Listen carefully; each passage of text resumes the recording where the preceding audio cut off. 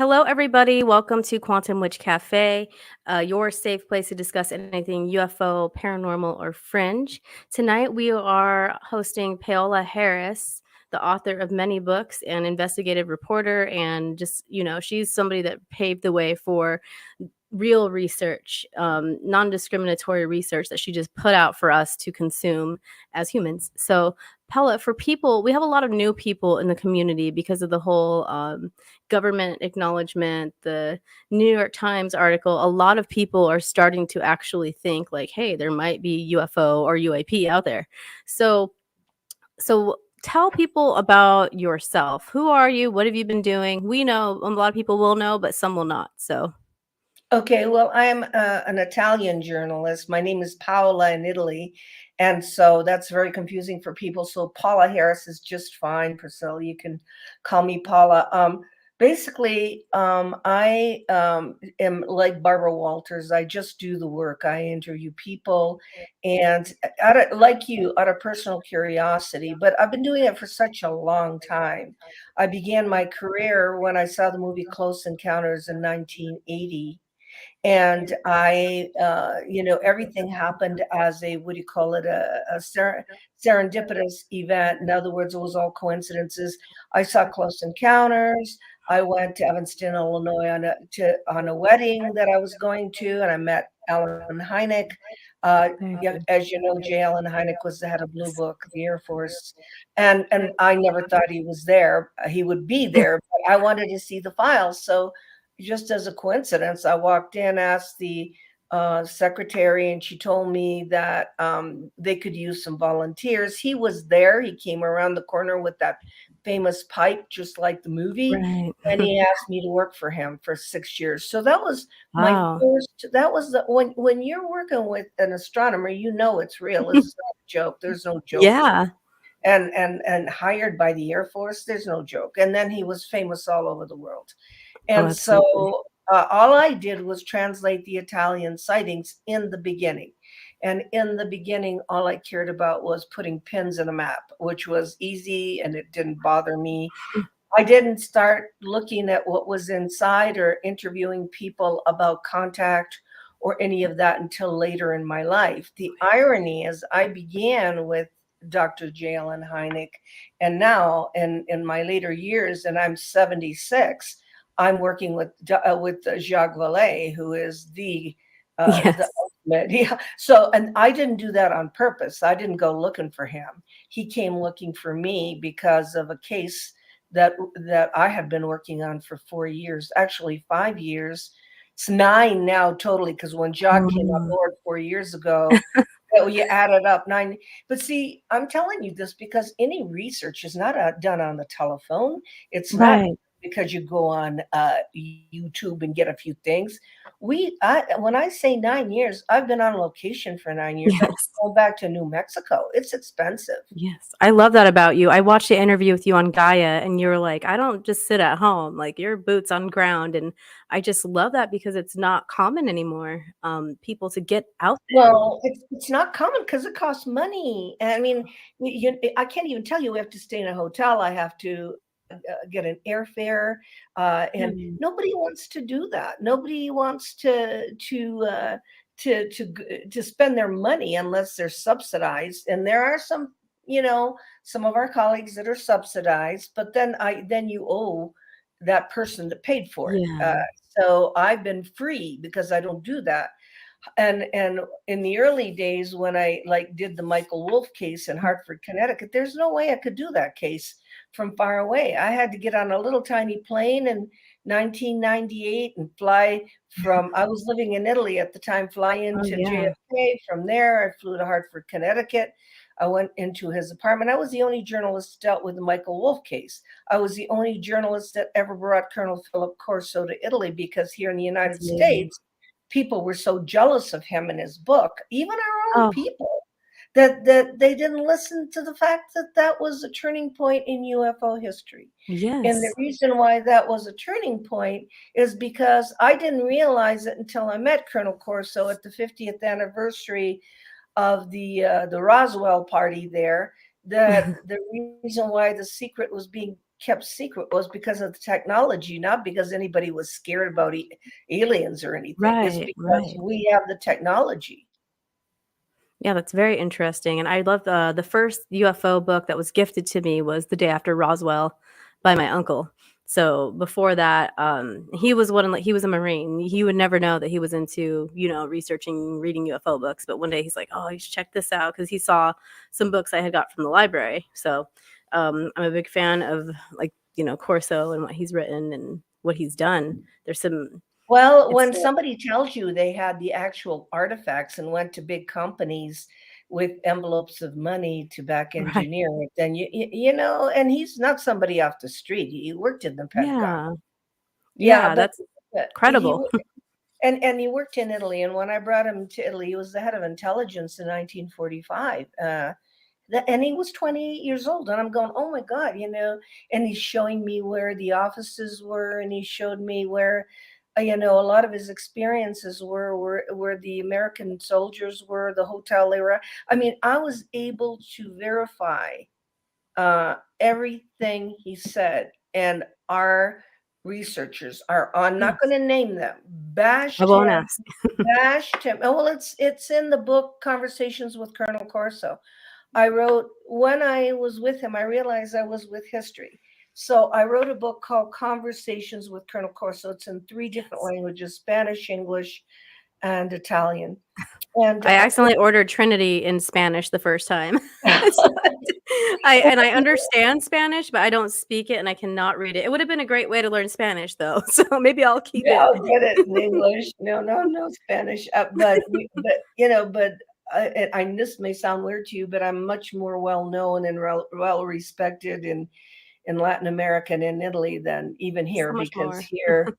here in America, it's more of an entertainment field. I Yes. feel that it's more of this is my opinion, is Oh, entertainment. It's like, it's just like, it's sensationalism, entertainment. And like in Italy, if you go to a UFO conference, nobody's wearing a t-shirt or a tinfoil hat or little gray alien right. glasses and all that stuff. That doesn't happen. Yes, yes. It's a serious subject. And because I have a master's in education and I'm basically a teacher, I wish it were dealt with in a university more than Oh, yes. conferences and stuff. But I mean, and so that's why I invented the Laughlin conference that goes on once a year, and I've been doing Amazing. it for 7 years. November 11th to 13th, I Oh, created a wow. company called StarworksUSA, and the conference had like Jacques Vallée, the remote viewers. I had Uri Yeah. Geller, Russell Targ. I have the conferences. I have the original people. And what's great about I won't allow craziness or Yeah. t-shirts or gadgets and all that stuff. So I can't get a t-shirt with your face on it and show up. I'm just kidding.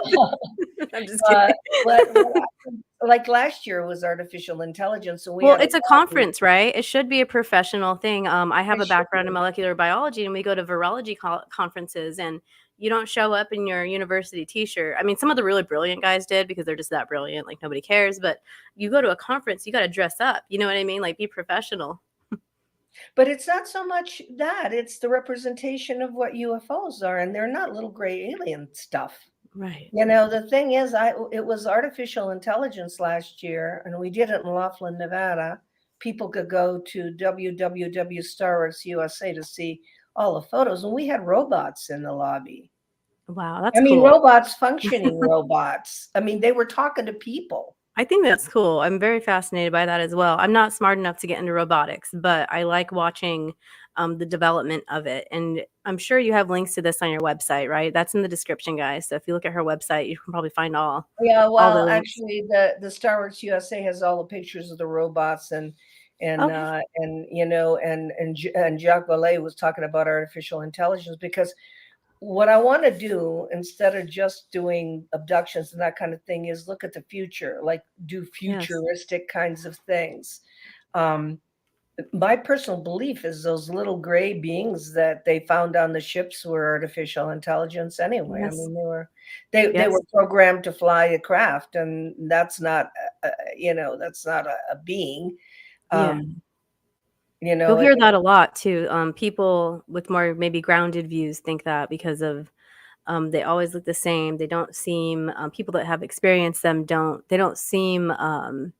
They seem robotic. They seem like they're just kind of like doing a program or a job, or that they're told to do. So it's interesting that you bring that up, because I think a lot of people are kind of leaning that way. Well, also Colonel Corso, who knows what he's talking about, told me they weren't afraid of these little beings because he showed me in my book, Conversations with Colonel Corso. There is it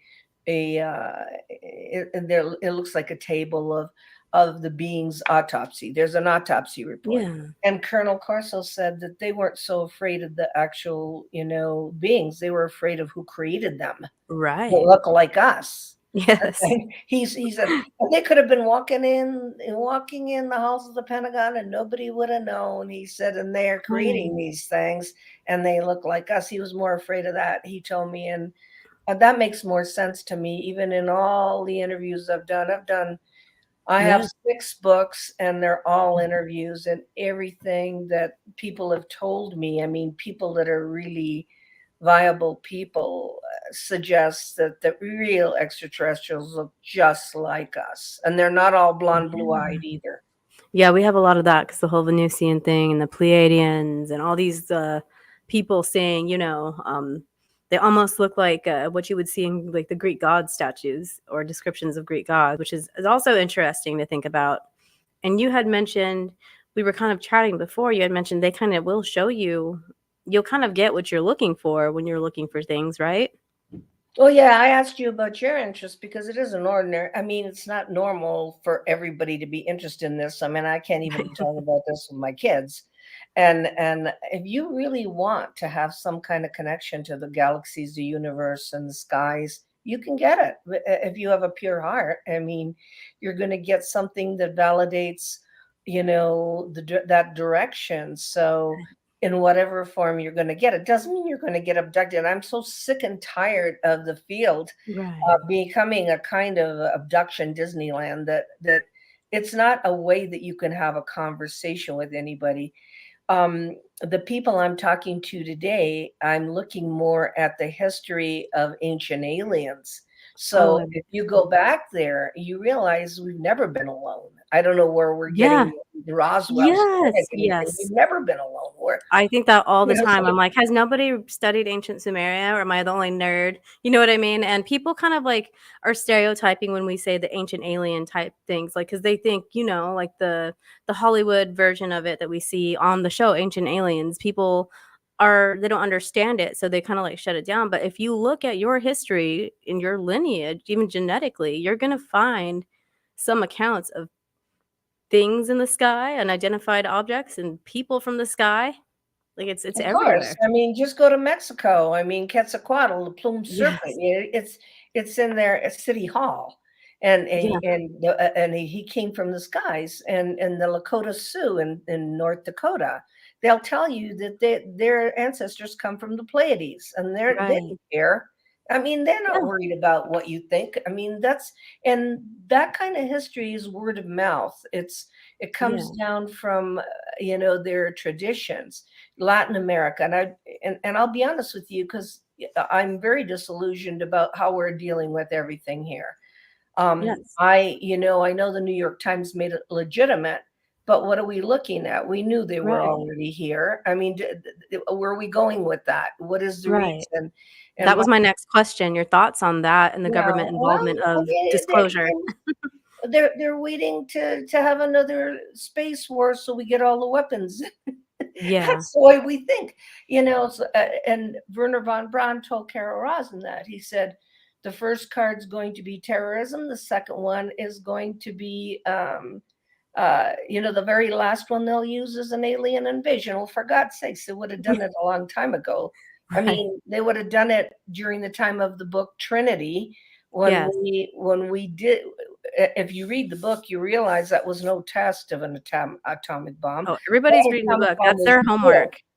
If you're watching this, if you're watching my show, that everybody's reading Trinity, because they got it. It's the book club choice of this month. So, and it just so happened that you said yes. I was like, guys, I'm putting Trinity in because Paola's coming on, and I told my little UFO book club friends. But yeah, so everybody's reading it again, and Like, not Well, everybody, like, everybody should understand that was not a test. There was no test. That was a real yeah, live atomic bomb that they didn't yeah, tell the people, the 70,000 people. And so when somebody like Jose Padilla's mom opens the door at 4:30 in the morning and sees the light of 1,000 suns, she gets blinded in one right, eye. She gets blinded in one eye. He loses his eardrum, all the yeah, cattle and everything, and they never told him. So it isn't like oh, we did a test. You can't do a test of an right, atomic bomb. That was we right, exploded a bomb. The exactly, when we did that, though, it caught somebody's attention because I really believe down deep that when you do that, it kind of reverberates in every dimension, and it's almost like the kids have found the matches. And right, so that is, I think, the message of the first crash. And by the way, that was yes, way before Roswell. Roswell yes, came yes. after. Yeah. Yes, so, there's another gentleman, and I'll have to get his name. He has a website, and I haven't been able to get a hold of him, but he talks about 7 different crashes after the nuclear testing, and it's really Yeah, interesting because all we in only that area. hear There yeah, was Aztec Corona, the plains of St. Augustine. There was Roswell. Roswell's just one of them, but right, the beauty of this, it supports Roswell, but it also we have the kids. One of them died in oh, 2013. yeah, Thank God I got yeah, him before, and I have all of his audio, all of his video. We have 3 kids still alive. We have the location, and the 9-year-old went inside the craft and pulled something off the wall. So we even have a yeah, piece. So, we have everything. It isn't like this thing crashed and it was 50 million pieces that was strewn over 3 miles. You can see the mark of where it landed, and it wow, hit a radio tower. And when it hit the radio tower, it spewed out something called angel hair, white, looked like fiber optic stuff. and That that's the happened in other places, right? Didn't that happen was it in Italy where that happened at the soccer Yes, ball game? you're so Yeah, good. I I Wow. I During a I just soccer game. isn't Yes. that crazy? I just Yeah. picture, like, my Well, son, my little baby's playing soccer and these, like, but yes, oh I thought no, that was interesting because not a lot of everybody people know that about Roswell and the other well, crashes. the one in Italy was a soccer game. They all looked up. I mean, you want any more witnesses than that if you want to prove we don't need Right. gun footage from a military camera to believe Yeah. in UFOs. I mean, come on. If you study the subject matter, there's I mean, in China, UFOs have shut down the Beijing airport. I don't know how many Right. times. I Yes, I mean, remember reading that. people get out of the United States, they'll see that this is a Right. common thing. But going back to the angel hair, I was talking to you about when it hit the tower, there was a metal tower, and then it landed about 3 miles away. It spewed out this. It looked like fiber optics because it was all lit up in pink and purple and everything. Right. And the kids didn't know what it was because they don't know anything about UFOs. In 1945, there was no Roswell or Right. anything, and they decorated the Christmas tree with all that stuff. They decorated at Christmas, That is and they it's put it kinda on the sweet, window. we're like, "We need" Well, no, they put it on the windows and they put it in a bag, and their neighbors would come and say, "We like what you got in the window." It's all lit up, and they Right. gave it to them. So that, yeah, coming out of a UFO. Can you believe it? Yeah, they're so innocent, and like you said, it's not how it is everywhere it is now. Like, we see it, like, I mean, I see it 'cause that's what I read about, but, like, even people, like, like, there's neighbors that used to make fun of me for thinking about, having talking about UFOs, and now they're like, "Oh, well, did you see that Well, 60 I Minutes?" mean, You know? if you're logical at all, come on. Yeah, I mean, I even hate going there anymore. If you look yeah, at Renaissance paintings, there's all kinds of UFOs there. absolutely. If you study ancient aliens, you know that the people come from the stars. Well, who do you think they are? Right. Today, if you study, and I really, really, and I'll even mail it to you, appreciate the work of Jaime Maussan, the journalist in Mexico, because he's always at my conferences in Laughlin, and people should come just to hear him. He Oh, had yeah. a whole bunch of videos of UFOs this year going in and out of volcanoes, and he's got People just video. ignore that. Do you think it's because we're kind of fed a certain narrative here? No, Or because we people are don't think it's anywhere else except here. yeah, unless you've done your research, right? Like Oh, yes, you have to be international, and you have to look at everything. You have to look at, I mean, he chose to look at his presentation was amazing because he chose to look at the UFOs coming out in the volcano in the Canary Islands and Etna in Italy, and the one they got in Mexico City. These UFOs are coming in and out, and it's security cameras, security. What do you call it? The security cameras. You see them, and then another thing he showed, which I was blown away, was the meteorological charts of storms that go across the country. And there's this symbol that appears in all of these charts, television charts, and the symbol is a spiral, and we didn't put it there. I mean, none of the guys that Wow. were doing the graphics put it there. So the message, as Jaime said, is watch out. The ecological problem on this earth, the storms, the imbalance ecologically is going to do us in. We don't need Absolutely. aliens. We don't need war. The way we're treating Right. the planet is going to do us in. That's the biggest thing. And Absolutely. because I work in Latin America and I work with Ricardo Gonzalez and he's on Gaia, people should listen.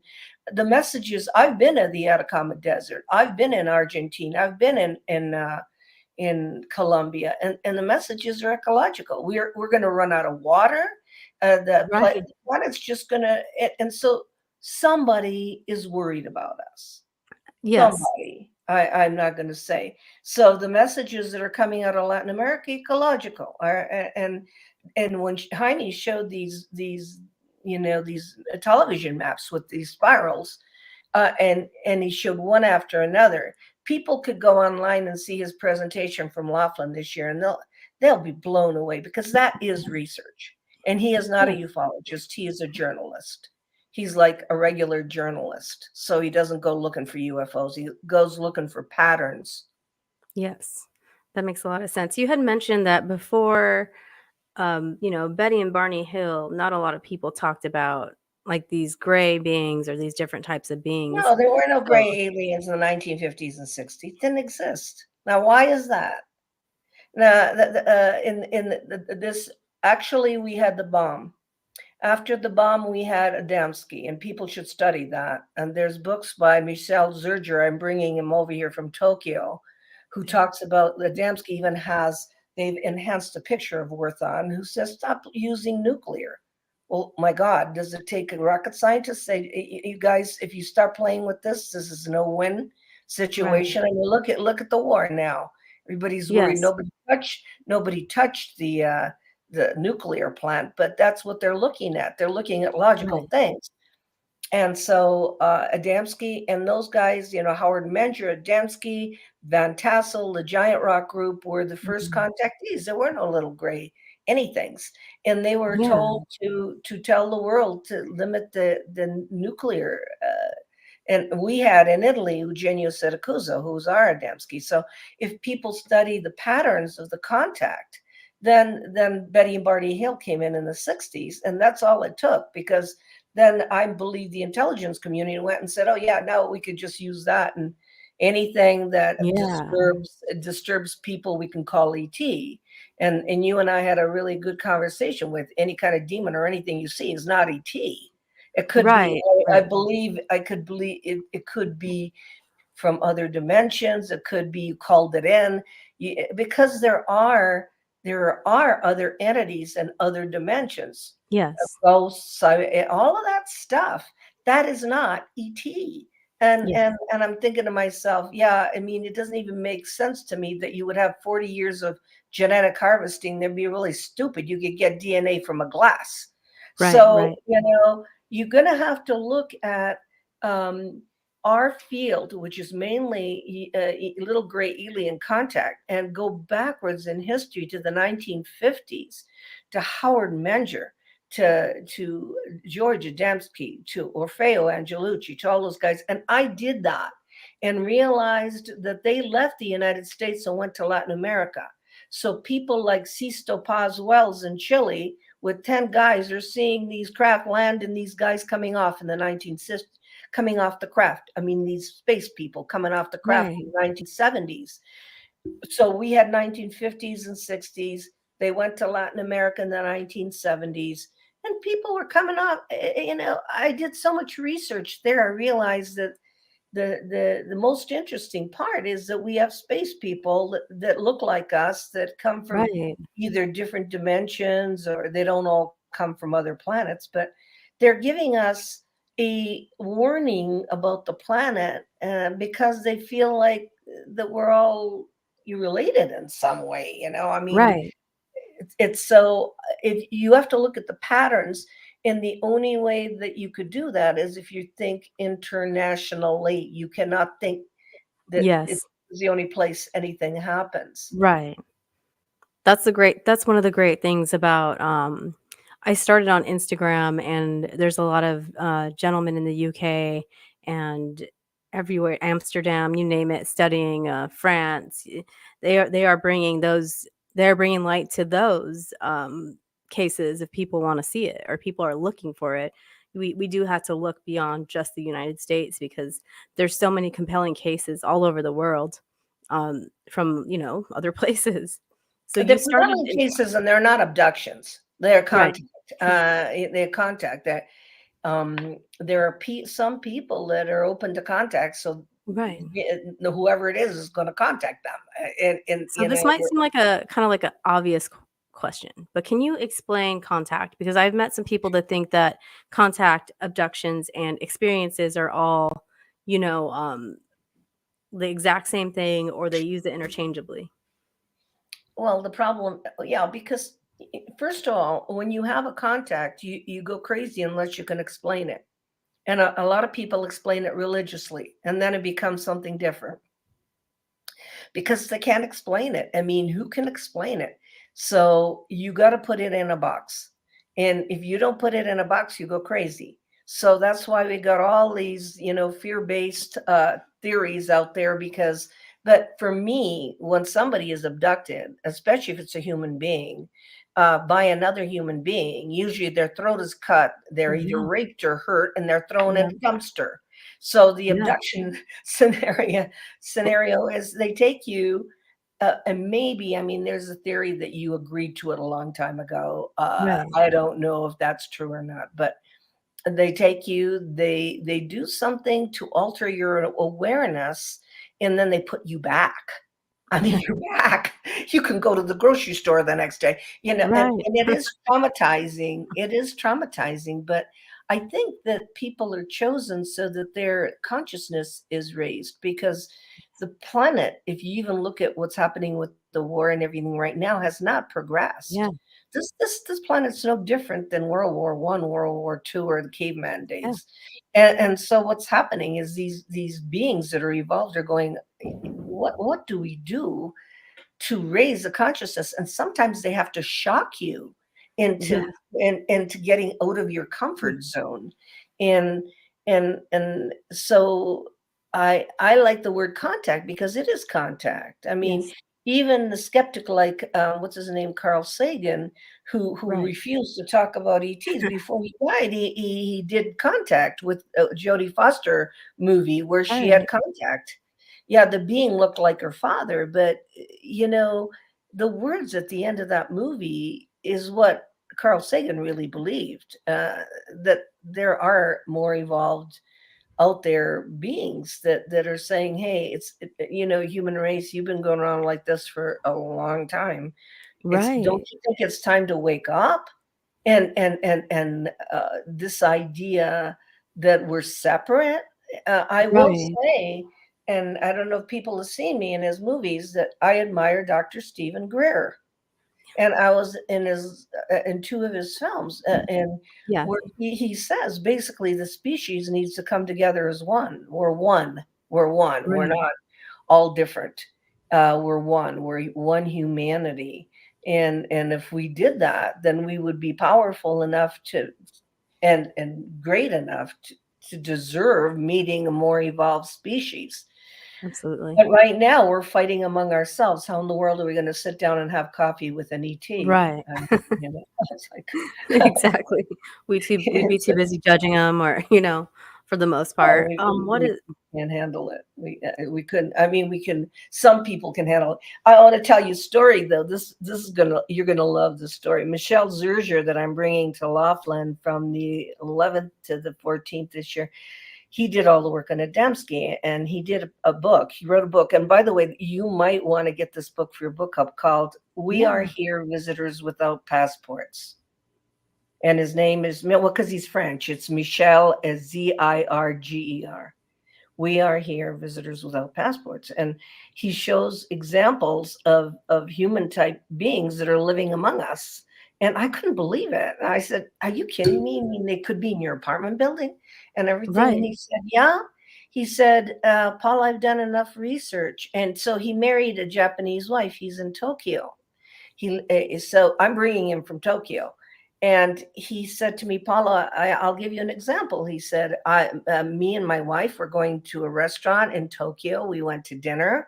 And he said, two very good-looking blonde men walked in. They looked like male models. He said, and in my mind, he said, I thought, I wonder if they are from this planet. And these two guys went and they were eating. They had their dinner. And on the way out of the restaurant, they walked over to Michel and on a napkin in French. And how did they know he was French? Right. They wrote, Nous sommes ici. We are here. Wow. That's Now, amazing. don't digest that. That really happened. And Yeah. they're in Tokyo. And he's French. And so they read his mind when they walked in. So they gave him the satisfaction of, and actually that interview is on my YouTube channel for people. But I want people to question him on the amount of work he's done on the Adamski stuff. But in a restaurant in Tokyo, we are here. Now, what else do you want? I mean, what he didn't talk to them. They went and ate their dinner over in the corner, and he was with his wife. And I love that story, Priscilla. And you remember that story? That really happened. So I'm thinking to myself, why can't that happen to me? But, right? Let's have a tall blonde French guy come whisper French to me. They can come in and say we are here. I'm okay. That would be cool. Yeah. Do you want? I think the world wants that. Like I got in a little bit of like people were not happy with me because I put, people kept saying like they want the ETs or the extraterrestrials to come save the world right now. And I said, how is it there? We'd make another religion. We'd have an ET religion like we did. Right. Why would we? Then everybody would adore them. We'd have another religion. Be stupid. No, that's not how you teach a baby to walk. You don't walk for you don't walk for them. You inspire them. You inspire them in some way to get up and walk, and they have to fall down, and then they get up, and then they walk. No, they're never going to do that. I do believe that they may interfere. Like many people don't know, but there was a huge UFO over Chernobyl that sucked up a lot of that radiation. Right. And I saw that picture because I was living in Europe from 1992 to 2007. So we were getting photos that nobody saw. And there was one that was over Chernobyl. I mean, but I think they're sick of it. I mean, how many times do they have to step in and stop something from happening?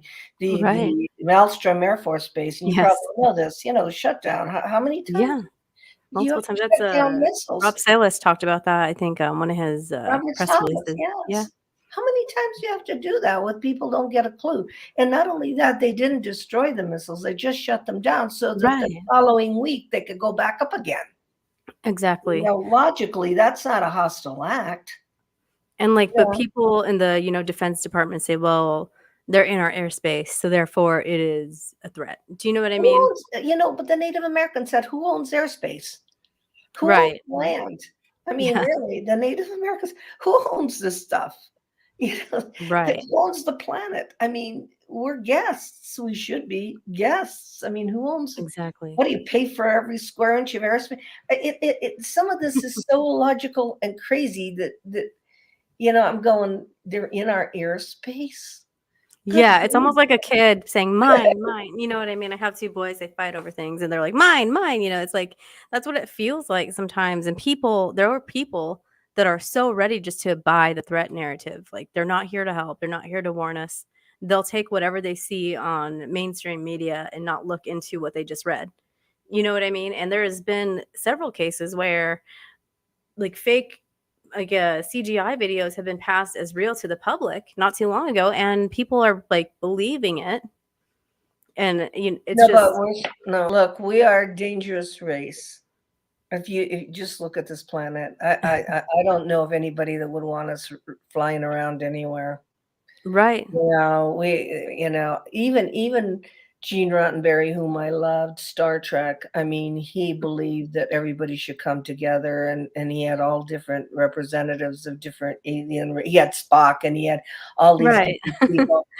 And he was inspiring us in those days. That's why I used to go to Star Trek conventions in Italy, and there were 3,000 people. And I'm going, Yeah. how do you get 3,000 people at a Star Trek convention? And I'm only getting like 200 at a UFO? Because those people were inspired. They were Yeah. inspired by Gene Roddenberry. This is the vision of the future. This is what should be happening. Not Yes. not all this craziness. I mean, Yeah. we can't think with a human mind. We should be thinking with a very spiritual mind. We're not just animals down here, but it looks like Right. we are. But it's Yes. but we should be, maybe we have friends in high places, and as far as saving us, that's ridiculous. I mean, Yeah, a lot of people weren't happy with me because before this I taught like metaphysical like classes with my friend, and we talked about like meditation techniques, chakras, different things like that, like herbs, like kind of witchy stuff, and a lot of the people no, that's stopped not witchy, following me. that's esoteric, and it's very old. It goes back to the Greeks. Like So where does the medicine come from, right? And medicine comes Well, it from goes comes plants. back from So, it goes from the Greeks. I mean, every single Greek king had a psychic.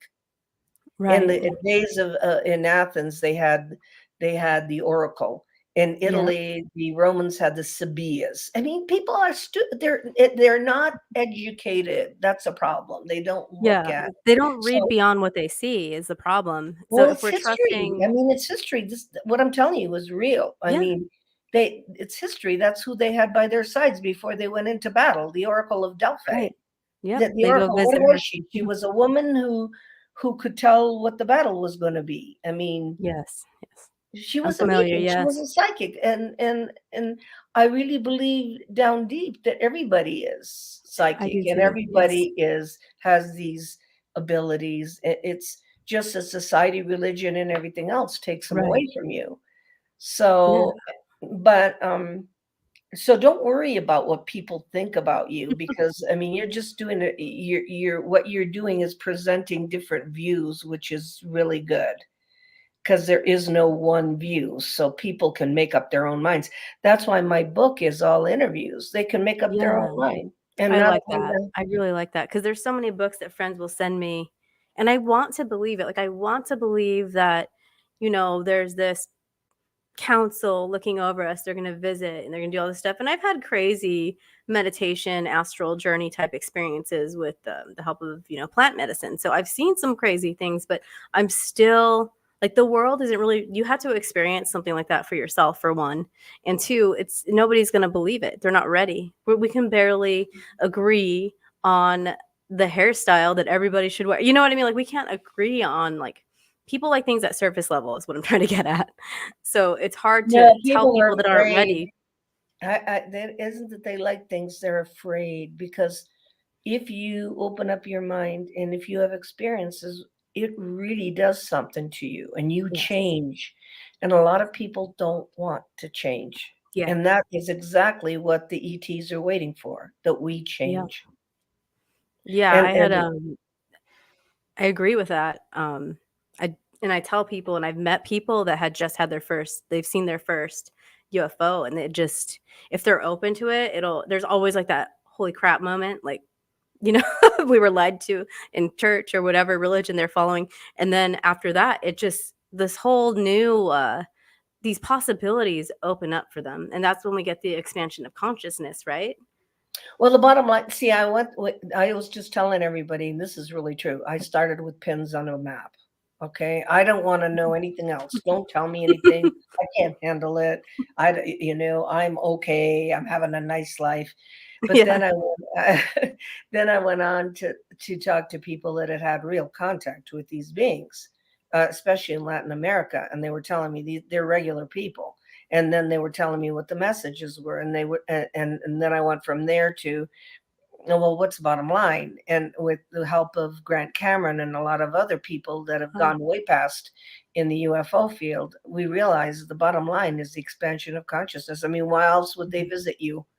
I mean, Yes, and so that you grow up, and consciousness is just being aware of yes, everything. you had mentioned before too, like they're gonna. I told you about my experience. You're like, well, yeah, they showed up as. I believe that you saw a UFO from outer space because that's what you were looking for, and that really plays into. How does that play into the phenomenon, I guess, and our consciousness? Do you think? Well, what you saw, we don't know came from outer space. We didn't Right. sit down and have coffee and ask them where they came from. So listen, we can't assume. Right. Right. What you saw was magic, and it was the opening up of dimensions so that you could see past your four-dimensional level, and showing you that you're capable. And you walked away and weren't freezing, freezingly, I call it, like paralyzed and scared. Right. The So they, ontological thing yeah, happened, crisis, right. and Yeah, I mean, you were like in awe. You were like a yeah, kid, like, wow, those. Do you remember in Close Encounters, the little boy that was taken, and he kept saying, "Ice cream." yeah, In the end, when those craft came in and they were like all balls, and they were all, yeah. he kept looking at us, "Ice cream."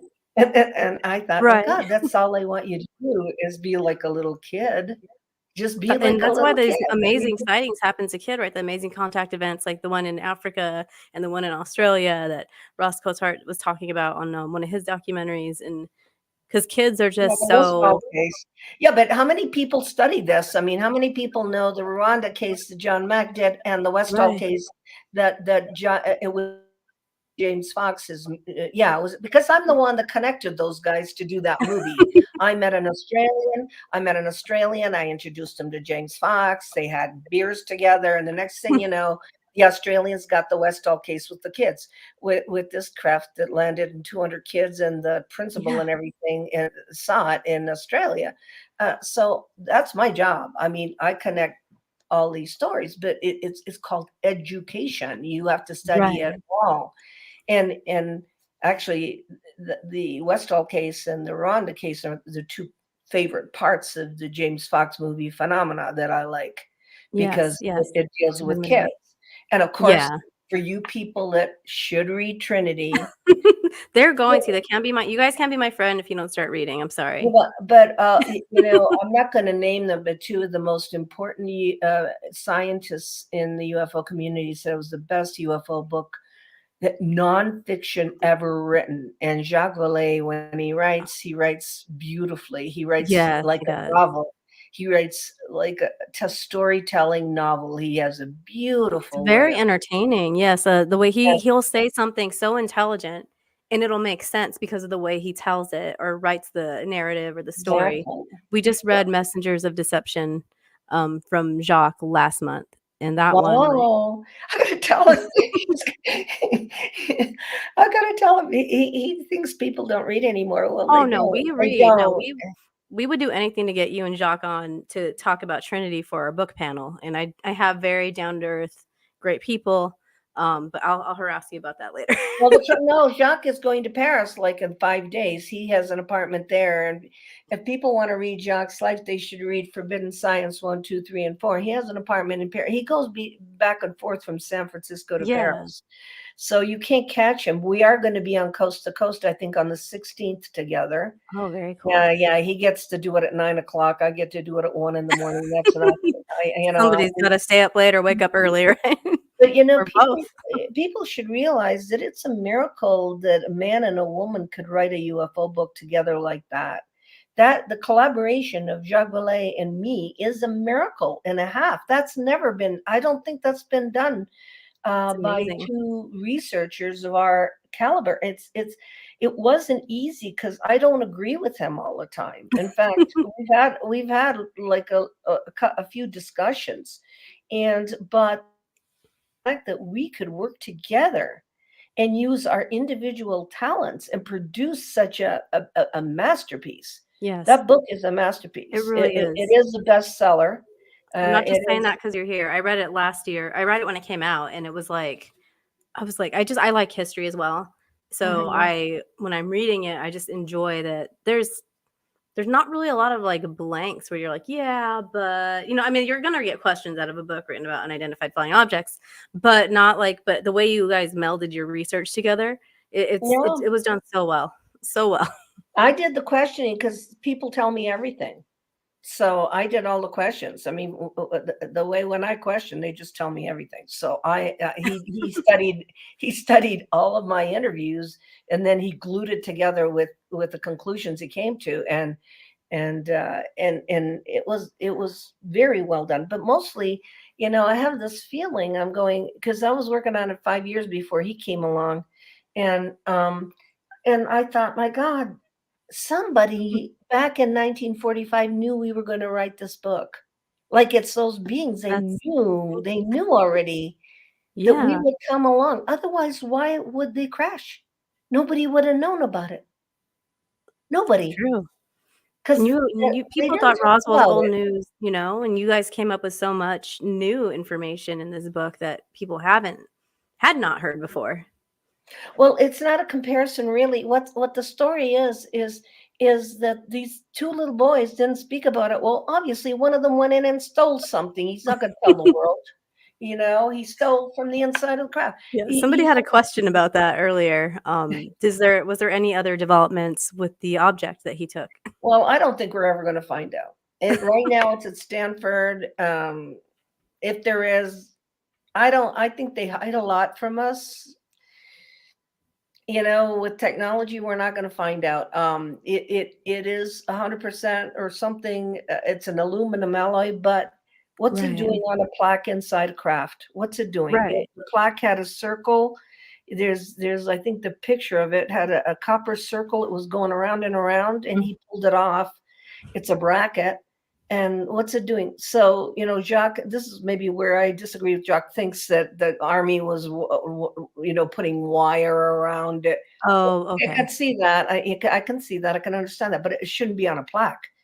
It shouldn't be on Right, a plaque that has a copper circle. Why would you put a copper circle if you're just right. winding?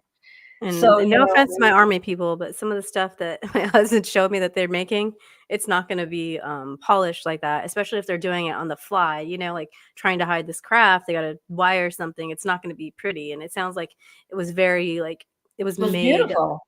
yeah. Yeah.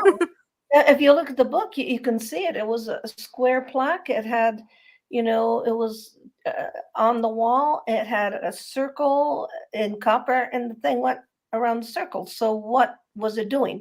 Right. And but me, I'd rather talk to the witnesses than I don't care Yes. about metal or pieces or pieces or metal. When I got to Sabrina, which is a 7-year-old girl, she's telling me she had these pieces of aluminum because they didn't have slinkies at the time, and they would scrunch them up and they'd go back to the way they were. So because they'd had no Yeah, toys. that's And I'm going, okay, so how many pieces of that did you have? And she said, well, my right. grandfather, who is Jose's father, went back on a horse and picked him up off the ground. So this supports the Roswell case with the foil, the memory foil, Yes. because Yes. she has nothing to do with Roswell. And this was 2 years before, and they didn't talk to each other. She didn't. In fact, Jose didn't know that Sabrina was playing with that. He didn't even Right. know because he had been in California at the time. So we got these other, what do you call it, pieces. We've got the fiber optic stuff that they put on the Christmas tree that came Right. out of the crack. We got the foil that goes out and in, and then we got the piece that he went in there and took um, Right. as a souvenir. I can see Jose is like that. He doesn't. He's very. And by the way, when I'm talking to somebody that has a photographic memory, you can ask Jose what day it was, and he'll tell Oh, you it was wow. a Thursday. And I Right. have you ever met anybody like that? I That's think I've only met somebody. one photographic memory person, and they were a pharmacist, so the conversation wasn't that interesting the way Well, this they is. are. I mean, you can't ask him a question without his giving you all the details, the time, Right, they what was remember, they on see it. television, yeah, what was on TV, his uncle that was there. I mean, I'm going, okay, I don't need all those details, but this man is amazing. So the book is amazing because you get the testimony of a photographic memory. Right. Yes, absolutely. So we are coming up on 50 minutes. Would you take a question from the audience? It's about Trinity. It says their descriptions of the entity in Trinity, there were two witnesses. Their descriptions of the entities differed between the two witnesses. What do you make of that? And do you gravitate towards one view or another? And hello, everybody that just joined. I see John, I see Benji, I see Rocky, K2, K4, 2D, Diesel Girl, Existential Minds. These are all my people that always support. So thank you real quick. Thank you so much for being here. So what do you make of the differences of the Well, beings? first of all, you got in the book. I've got to say what they say. I've got to. I've got to tell what they say. The 6-year-old, because he was focused on the eyes, and the eyes for him were insect type eyes, but they were big black eyes. But he thought they looked like a fire ant.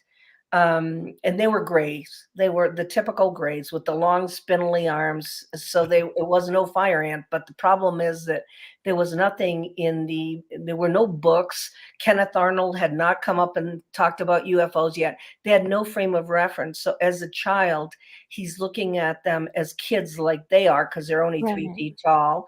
And the eyes were what got Remy. And the eyes, he thought were like insect type eyes, because he doesn't know what to compare them to. But Remy had a vision. He had a vision of people falling out of skyscrapers, and Oh, he had never seen a skyscraper. So they gave him a vision of 9/11. That's I mean, insane. so the poor kid, he's trying to make sense out of what he's seen. These things are sliding back and forth. And Right. so Jose is totally different. Jose is hearing them crying because he thinks, Oh, yeah. he said they're squealing. So he thinks they're in trouble. He wants to go in and help them. He's not afraid of them. And they're long, spindly arms and big heads and gray outfits. He called it an outfit because it Yeah. seemed to be part of it. They were not mantis, but Right. the little one was focused on the eyes. So Yes. because he was getting the messages. So I had to put what they said exactly. And it is an interpretation of a 7-year-old and a 9-year-old. Right. So, they didn't have any frame of reference. I mean, today, if you met probably a little extraterrestrial biological entity, a gray, you'd say, "Oh yeah, I saw him in the magazine. I saw him on Yeah. TV." But there was nothing back then. Right. Right.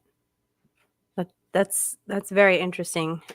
Because like you said, like now we know what it is. We have an emoji. Do you know what I mean? Like, Yeah, that's true.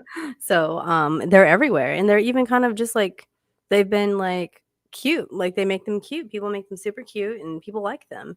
But But that's not not people. the aliens. Those are Right. just little robots that the ET is like us. I don't even know how to say it. I think I that think it makes sense. I think that if God created humans here on this planet, why would he just create them on here? He created them all over the place, and some of them are more evolved so they can come here. And we can't even get off of this planet. So, it's time that we grow up here, so we Yes, can go absolutely. among the stars, so we could go if they want us, if they would want us to Yeah. travel. It's interesting. The first thing we're worried about as humans is getting weapons up there. And that's another thing that people give Greer grief, but he does talk about keeping weapons out of space, and I really do respect Well, I that. think they're already there, so it's not even a question. That's the way we Wow. think. That's the way we think. So they're probably there, pointing It's kind of scary, at don't a you think, being guideline. a being flying by, doing the flyby by this planet that has a lot of potential, beings that have a lot of potential, and there's just these guns pointed right at you. No, but I don't think you can do anything to them. I mean, obviously, they're Yeah. dimension. They can go And from one dimension, and I mean, come on. I don't think we're at the point. I remember Colonel Corso saying to me, he said, "Well, it's ridiculous to think of a space war. It's like our shooting cannons at something that's right, advanced." right. And he said cannonballs. And this is a man in the military, in the Air Force, so he's our shooting cannonballs at something, you Yeah, know. our weapons are archaic to a technology like that, so And I, I don't think in those terms, but I've had like very important people. The people I've interviewed in all my books are like Edgar Mitchell, Apollo 14 astronaut, Colonel Philip Corso, um, a lot of intelligence people. I did the Charles Hall case, the one in Indian Springs. My God, I've done so many of these cases, and they're usually military, and Right. and military people are very stable when they're Yeah. describing their things. So and I hope I did a good job because I just put down what they told me. I didn't change one word. That's very respectable, and that's how journalism should be. You were just trained correctly, and you took your role as a journalist seriously. We are up on 5 minutes, to the hour, and I had a question. I had emailed you the question. I'm gonna read it. I keep looking down to see my questions. I'm not. um, though, so this is regarding the UFO community. They seem to be divided at the time into different camps. Science only, nuts and bolts. And then what some people will be like, oh, that's the woo stuff, and other people will be, there's other random little camps around. Do you have a message for these different sides that have been created unnecessarily within the community? Because we all kind of want to know truth. So, Well, there was an article written in Wired about Jacques, a beautiful article, and they mentioned me and they called me woo woo. oh, really? Well, And I'm going, oh, come on. Dimensions are real things. People just haven't read enough physics. If they look into string theory, they will realize everything's connected. Like, it's not a 60s hippie thing anymore. Well, It's a what's real thing. woo? I mean, what's woo really? I mean, it's all connected. It's that, but the reason why they mention me as woo is because they're putting a contrast between a male and a female, and this is Yeah. one of the problems, that the males are all, Interesting, scientific, and yeah. the females are out to lunch. They're Yeah. crystals and all this. It's Yeah. ridiculous. It's super. That's what's so beautiful about Trinity. It is the blending of male and female point of view, and It is. and how could you have just one point of view? So, Right. yeah, I have no message for them. The feeling I get is that it's too much of an entertainment field and Yeah. competitive. And Yes. I always say to Jacques, if we all sat at the table and we all shared our research, we'd find the answer immediately. But everybody is possessive and everybody's worried about money and they want to make all the Yeah. books and they want to be on TV and they want to make a movie about Right. and when you become a media star, and I hope I don't Yeah. become a media star, um, when you become a media star, your whole life changes. Rather than my dream, and I'll be honest about that, is I'd like to teach a class in a university. I like That would be amazing. class, and I like students to come and I give them all of the real, and I do teach for Michael Sala's Exopolitics Institute Oh, online, very but cool. I would really like to bring this to a university and off the circuit of entertainment. So, Yes. but I don't know if I'll ever see that. So, but you just asked me, so I just answered your question. Oh, I think that's a great goal. There needs to be, if people are going to complain about, wanting more answers, then go to school and get some answers. Do some research and find some answers. So I think And that we read need and classes. read. Read. Don't get it from YouTube, but when it's digested by Yeah. somebody else, somebody Yeah. digests it and gives it to you. No, no. Read, go to the source. I always, as a teacher, I would never take anybody's paper that yeah, they had to have footnotes. They had to go to the source. They didn't have to go to YouTube. Yeah. Yeah. We had to have, like, I remember in virology, if we did like a research paper, we had to have like so many sources and different types Right. of sources and incredible sources. It couldn't be like an YouTube channel. article. Yeah. And, or Wikipedia, So, Yeah. yeah, it's very interesting. I hope that happens for you because I think that's what the world needs. I had a teacher there before I was leaving Alaska, going to Missouri, and she was starting an astrobiology class talking about the different astrobiology theories, and everybody thought she was so weird. But I was like, oh, I don't want to leave now because I want to take that class because she's an anthropologist, but she's also like a science major. So she studies a lot of different she studied, her main thing was biology on molecular biology. That's what I'm trying to say. So So she was doing it from a different standpoint versus, some of the stuff we might just see floating around. But I hope that she succeeded, and I hope she's making more classes, and I hope you get that class. I hope so too. Yeah, we'll put it out there for you. We'll just Okay. everybody in the chat says they'll take it. So you Well, at least got some. enjoy Trinity because it is a historic book. I think, yes, if you haven't read it already, this is going to be my second time reading it.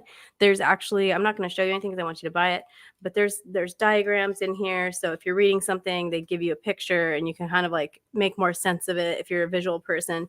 If you're not a visual person, you just enjoy great writing and facts and history about, the Trinity and the different UFO crashes in New Mexico, you'll love it too. Paola, where can people find you, and do you have anything cool coming up that you want people to know about? Well, first of all, my website is www.paola, Paola. Paola, yeah. Yeah, because I'm Italian. I keep trying to say it and it comes out the wrong way. Now, don't worry about it, Paula. I'm attempting, just so you know. Don't worry. Anyway, paolaharris.com. And then what I'd really like people to go to, because we're doing a small conference in Crestone, Colorado with Native Americans wow. in May, is www.StarworksUSA.com. When you go there, that's my Laughlin conference. We've got all the speakers already. I'm bringing Michelle Zerger over. And oh my God, Sid Goldberg, Regina Meredith, Andrea Perrone. Oh, I love Regina. Andrea Perrone is Conjuring. So you have so many great people. Yeah, so an amazing people list. should go there and sign up. And it looks like we're one of the only conferences left because a lot of them aren't happening this year. But ours, we got the speakers, we got the place, everything's going to go. And then as far as coming up, I have the conference in Laughlin, November 11th through 14th, and a lot of panels where people can get some really good information. Very cool. So I have your website inside the description, but I can add the StarWorks as well. StarWorks USA, because we have like the one in Crestone with the Native Americans and CE5. I have 5 acres of land in Crestone, so we could do CE5, and that's where the movie Sirius was shot by Stephen Greer. And then we're going to do one with Ricardo Gonzalez from Latin America in August, and he's amazing. He's on Gaia. He's just, this is probably the most important contactee I've ever met, and he's from Argentina. He's from Argentina. He doesn't speak English, but we have an interpreter, and that's on StarWorks too. That's awesome. Yeah, I'll add that to the description. That way people have both websites and they can check that out. Thank you so much, everybody in the chat. If you like this channel and what you're hearing and seeing, please give us a subscribe, like. There's different ways to support the channel in the description. And thank you to everybody that's joining live. If you're listening on Anomalous Podcast Network in a week or two, thank you so much as well. I appreciate every one of you, and thanks for giving me a place to talk to people about a subject that's so dear to my heart and my life.